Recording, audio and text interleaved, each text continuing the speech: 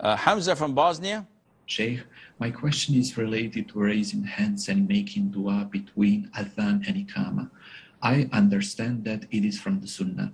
In my place, after Isha athaan, people individually pray 4 rakah in the mosque. I pray only 2 rakah. So I normally finish my prayer before theirs. And when I raise my hands to make dua, few seconds later, the other people around me finish their prayer of 4 rakah as well, and the muezzin will do some loud recitation as an innovation, and then he will say al-Fatiha, and everybody recites al-Fatiha silently on their own, and they also raise their hands while doing that. If somebody enters the mosque at that time, they would see me having my hands raised just like those other people around me who are innovating. And the person who enters the mosque would have the impression that I was involved in those innovations too. But in fact, all I was doing was making my own dua between athaan and iqama. My question is, should I not care about this, or should I stop making my dua before they raise their hands for reciting al-Fatiha? If you are recognized and known among your people to be Sheikh Imam Hamza, then maybe you should not do that.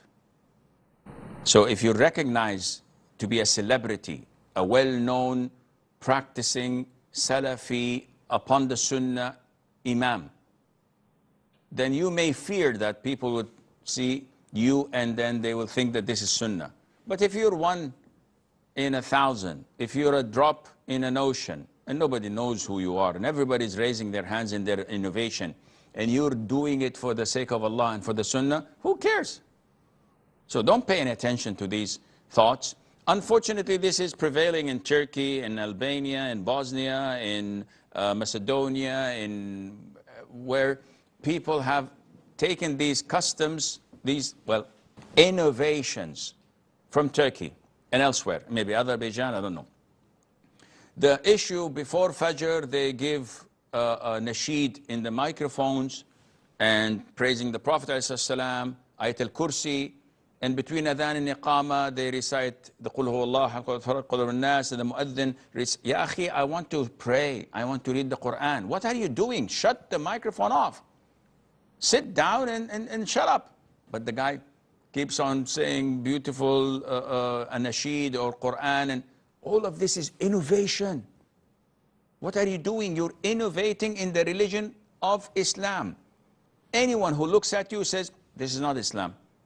Oh yes, he's recently reading the Quran. Show me in the Quran or in the Sunnah or in the doing of the companions or the tabi'een or tabi'een that they used to do these practices.